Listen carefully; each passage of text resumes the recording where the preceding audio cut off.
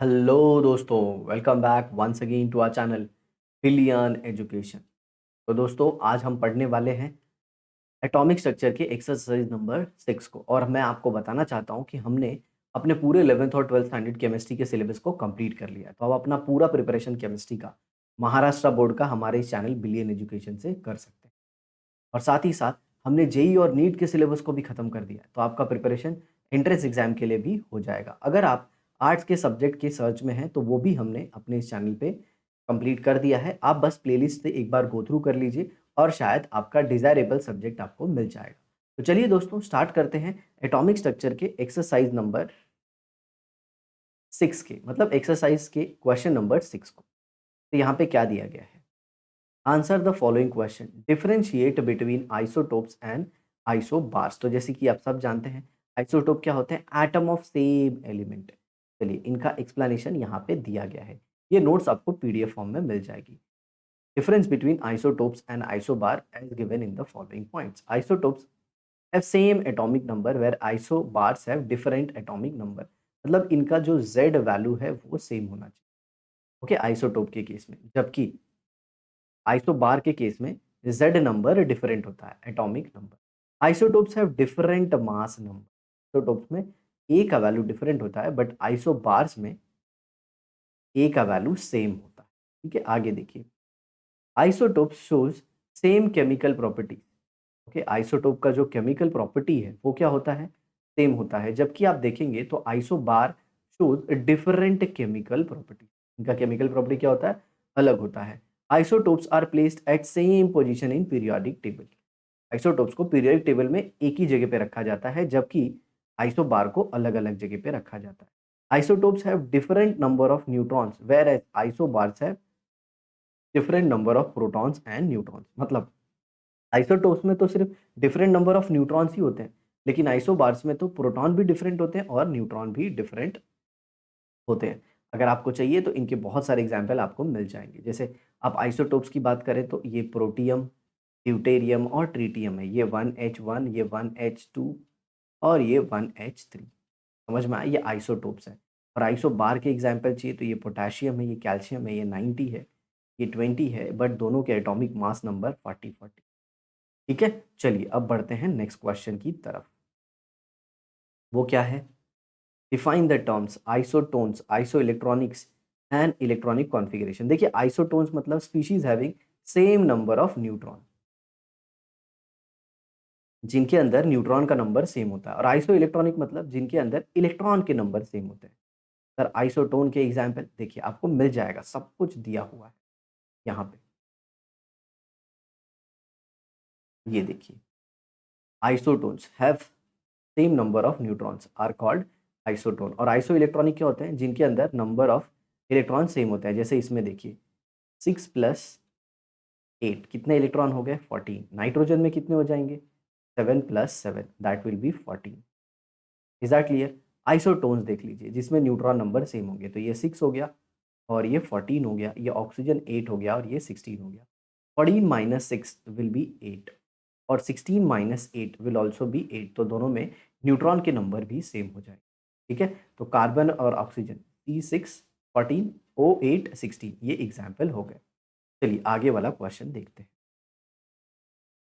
Electronic configuration. देखिए, electronic configuration क्या है? ये हम लोग सिंपली असाइन करते हैं एक पर्टिकुलर एटम ऑफ एलिमेंट के लिए। अकॉर्डिंग टू केमिस्ट्री हम हर एक एलिमेंट का पर्टिकुलर इलेक्ट्रॉन किस पर्टिकुलर सब ऑर्बिट में है और उस सब ऑर्बिट के अंदर किस ऑर्बिटल में है, उसे दिखाने के लिए इलेक्ट्रॉनिक कॉन्फ़िगरेशन का यूज़ करते हैं। का भी डेफिनेशन यहाँ पे दिया गया है।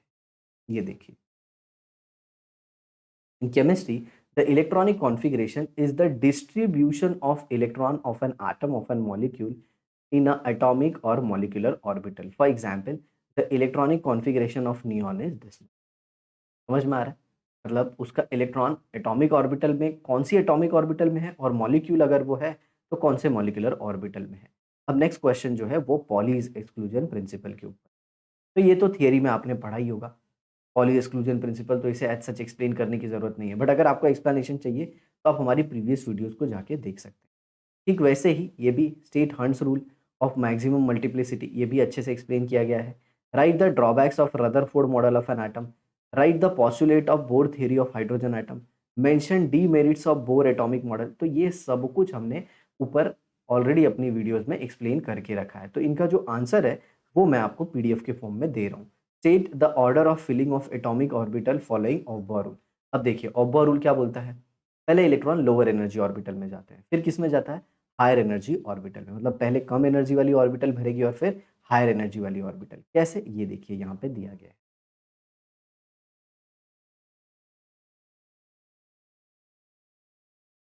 ये देखिए ये डायग्राम है पूरा। सबसे पहले इलेक्ट्रॉन किस में जाएगा, 1s में, फिर 2s, फिर 2p, फिर 3s, फिर 3p, फिर 4s, फिर 3d, 4p, 5s, ऐसे। मतलब आपको यहाँ से स्टार्ट करना है और यहाँ पे एंड करना है। अगर नहीं खत्म हो रहा है तो फिर वापस यहीं से स्टार्ट करना है। तो ये पीडीएफ को आप अच्छे से सेव करके रखिएगा और मैं तो बोल रहा हूँ इसे आप अपने हैंड रिटन नोट्स में कन्वर्ट कर लीजिए। चलिए आगे देखते हैं। Explain the anomalous behaviour of copper and chromium. तो देखिए कॉपर और क्रोमियम में जो एक्सपेक्टेड इलेक्ट्रॉनिक कॉन्फ़िगरेशन था उससे जो हमें मिलता है that is observed electronic configuration वो अलग होता है। और इसके पीछे का रीज़न क्या है, सिंपल उनकी स्टेबिलिटी। जैसे मैं अगर आपको बताऊँ, कॉपर का इलेक्ट्रॉनिक कॉन्फ़िगरेशन अगर आप देखें, कॉपर का अगर आप देखें तो एटॉमिक नंबर होता है 29 और इसका इलेक्ट्रॉनिक कॉन्फ़िगरेशन होता है आर्गिन 4s2 3d9। ऐसा होना चाहिए ऑब्बा के हिसाब से, लेकिन मिला कैसा, 4s1 3d10। और वो क्यों, स्टेबिलिटी की वजह से। इसके ऊपर तो बाकायदा बहुत अच्छे से वीडियो बनाया है, आप चाहो तो ऐसे टाइप कर सकते हो, electronic configuration of chromium by aster, electronic configuration of copper by aster, या फिर बिलियन एजुकेशन। आपको एकदम डिटेल एक्सप्लेनेशन मिल जाएगा कि ये जो कॉन्फ़िगरेशन है ये ज़्यादा स्टेबल है कंपेयर टू इसके, इसीलिए ये ऐसा वाला मिलता है। बाकायदे उसकी जो रीज़निंग है, क्यों ऐसा मिला, उसके स्टेबिलिटी के पीछे क्या कारण है, वो सब हमने एक्सप्लेन कर दिया। सेम ऐसा ही क्रोमियम में भी होता है। क्रोमियम का एटॉमिक नंबर 24 है। इसका इलेक्ट्रॉनिक कॉन्फ़िगरेशन है आर्गन 4s2 3d4। ऐसा होना चाहिए था, लेकिन मिला कैसे, आर्गन 4s1 3d5। समझ में आ गया दोस्तों? क्योंकि ये s1 हाफ फ़िल्ड हो गया और 3d5 भी हाफ फ़िल्ड हो गया, तो बहुत ज़्यादा स्टेबल हो गया। आगे देखिए, write the orbital notation for electron in orbital with following quantum number n is equal to 2, l is equal to 1। चलिए मैं लिख देता हूँ, l इज इक्वल टू 0 मतलब s होता है, l इज इक्वल टू 1 मतलब p होता है, l इज इक्वल टू 2 मतलब d, l is equal to 3 मतलब f होता है। तो यहाँ पे देखिए 2 और 1 है मतलब 2p हो गया, 4 और 2 है मतलब 4d हो गया, 3 और 2 है मतलब 3 और 2 किसके लिए, d के लिए, तो ये 3d हो गया। बड़ा ही आसान है। Right electronic configuration of Fe plus two NFe3 plus. ये तो बहुत ईज़ी है, वो मैंने यहाँ पे नोट्स में भी दैट इज़ पीडीएफ में भी दे रखा है। ये देखिए क्रोमियम और कॉपर का एक्सेप्शनल इलेक्ट्रॉनिक कॉन्फ़िगरेशन का बहुत ही डिटेल में सब बता के रखा है। ये देखिए, ओके। यहाँ पे बी का आंसर 4d लिखा है मैंने, चेक कर लेते हैं। जी हाँ, ये भी 4d है और ये 3d है। 3d बराबर। चलिए देखते हैं आगे। ये देखिए Fe का इलेक्ट्रॉनिक कॉन्फ़िगरेशन यहाँ पे लिखा है, बट यहाँ पे याद रखिएगा यहाँ पे आर्गन भी आएगा। Fe argon 3d6 4s2। अब देखिए 4s में एक इलेक्ट्रॉन कम कर देंगे तो Fe प्लस 2 का हो जाएगा, और एक इलेक्ट्रॉन और कम कर देंगे तो वो हो जाएगा Fe प्लस 3 का। Fe प्लस 3 क्या होता है, देखिए यहाँ पे मिस्टेक क्या है, ये 3d5 4s2 दिखाया गया है, लेकिन ये हो जाएगा 3d6 4s1, 3d6, और ये हो जाएगा 3d6 4s0। ओके, माफ़ी चाहूँगा यहाँ पे थोड़ा-सा मिस्टेक है, मैं खुद ही राइट लिख देता हूँ। फिर Fe का क्या होगा, आर्गिन 3d6 4s2, और Fe प्लस का क्या होगा, आर्गिन 3d6 4s1, और Fe प्लस 2 का क्या होगा, आर्गिन 3d6 4s0। आ गया समझ में? ऐसे होगा, ठीक है? तो ये हो गया पूरा इलेक्ट्रॉनिक कॉन्फ़िगरेशन। ओके, चलिए आगे देखते हैं।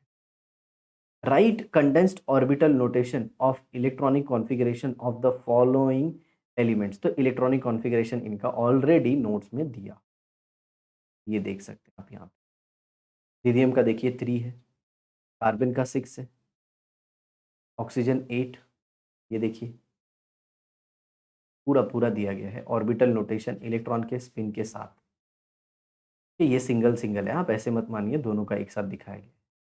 ठीक है, तो ये तो आप बॉक्सेस ऐसे बना सकते हैं। ये देखिए, ठीक है। फिर क्लोरीन का देखिए वो भी बताया गया है 2p6। Okay, chlorine. फिर 3s2 का यहाँ पे दिखाया गया और 3p5 का ऐसे, समझे।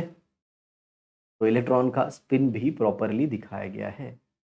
ये देखिए ये 2p6 का है इसका, और इन दोनों का हमने नीचे दिखा दिया।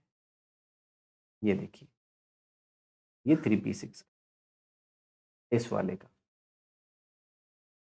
है ना आसान। तो पूरा आंसर भी आपको मिल गया है, तो आपको टेंशन लेने की कोई ज़रूरत नहीं है। ये शेप ऑफ एस ऑर्बिटल है जो कि स्फेरिकल होता है, और ये पी का है, ये पी एक्स है, सॉरी ये पी जेड है, ये पी वाई है, और ये पी एक्स है। देखिए ये अलोंग एक्स एक्सिस है, एक्स एक्सिस पे डंबल बना हुआ है, ये किस पे बना हुआ है, जेड एक्सिस पे, और ये बना हुआ है पाई एक्सिस। तो ये वाला क्वेश्चन भी आपका हो गया।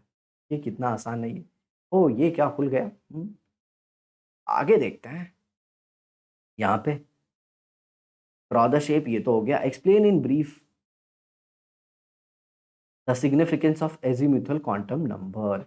देखिए एजीम्यूथल क्वांटम नंबर का सिग्निफिकेंस मतलब वो हमको किसके बारे में बताता है, वो बताता है हमको सब ऑर्बिट के बारे में। ठीक है, सब ऑर्बिट के बारे में।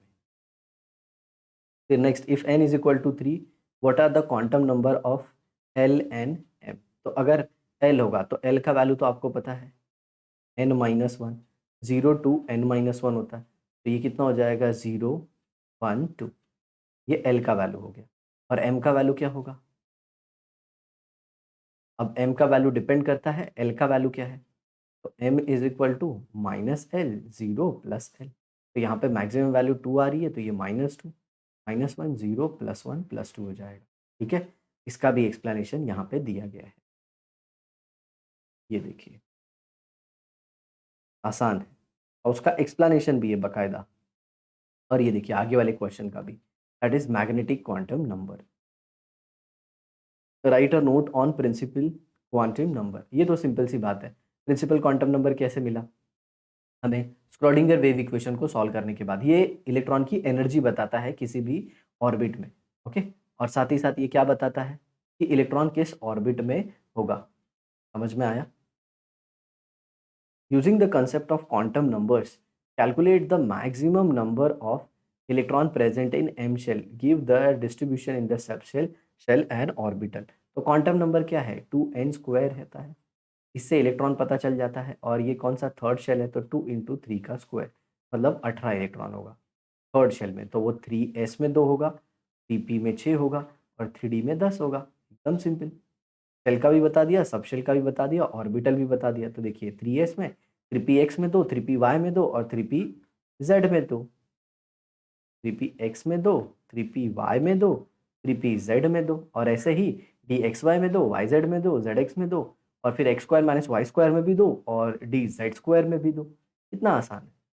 Indicate the number of unpaired electron in silicon and chromium. तो क्रोमियम में तो 4s1 3d5 होता है, तो क्रोमियम में अनपेड इलेक्ट्रॉन 6 होंगे।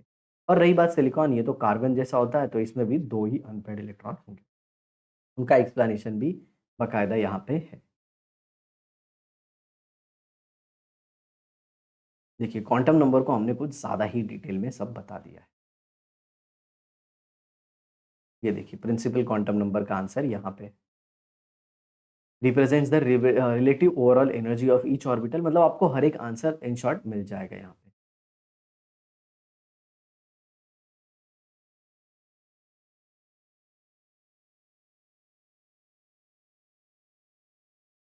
ये फास्फोरस का शायद से पूछा नहीं है, फिर भी बता दिया है। यहाँ पे ये सिलिकॉन हो गया, और ये क्रोमियम। आयरन क्रिप्टिन, ये कौन सा क्वेश्चन है, लेट मी चेक। सिलिकॉन और क्रोमियम का है सिर्फ। ओके, मेरे ख्याल से वो उसमें कुछ ज़्यादा बता दिया गया है। An atom of an element containing 29 electron and 35 neutron reduce the number of proton electronic configuration that of element. Okay ठीक है। तो बच्चों अगर कुछ एक्स्ट्रा होगा तो उसे भी आप देख लीजिएगा, ठीक है? यहाँ पे देखिए।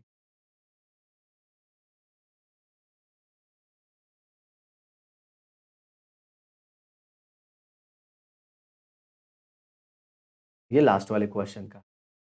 A positive molecule contain a higher number of proton, a negative particle will contain higher number of electron and a neutral atom will contain same number of proton and electron. Hence, आगे क्या दिया है?